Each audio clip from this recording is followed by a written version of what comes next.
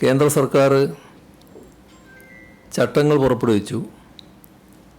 ഈ ചട്ടങ്ങൾ പുറപ്പെടുവിച്ച് ഈ നിയമം തെരഞ്ഞെടുപ്പിന് തൊട്ട് മുൻപ് ധൃതി പിടിച്ച് നടപ്പാക്കുന്ന നടപടിയാണ് കേന്ദ്ര ഗവൺമെൻറ് സ്വീകരിച്ചിട്ടുള്ളത്. അത്തരമൊരു കേന്ദ്ര നീക്കത്തിൻ്റെ പശ്ചാത്തലത്തിൽ നിയമപരമായ തുടർ നടപടികൾ സ്വീകരിക്കാൻ ഇന്നലെ ചേർന്ന മന്ത്രിസഭാ യോഗം തീരുമാനിച്ചിട്ടുണ്ട്.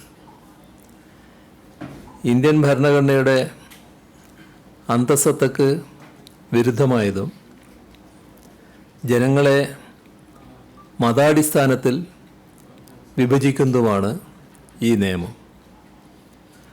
സംഘപരിവാറിൻ്റെ തീവ്ര ഹിന്ദുത്വ അജണ്ടയുടെ ഭാഗമാണിത്.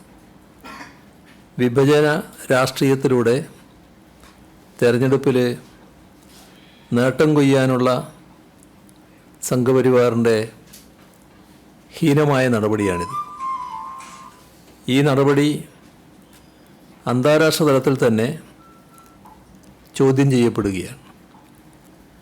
ഐക്യരാഷ്ട്രസഭയിൽ നടക്കം ഈ നിയമത്തിൻ്റെ വിവേചന സ്വഭാവത്തെക്കുറിച്ച് വിമർശനമുയർന്നു കഴിഞ്ഞു. CAA എല്ലാ അർത്ഥത്തിലും ഇന്ത്യ എന്ന ആശയത്തിനെതിരായ വെല്ലുവിളിയാണ്.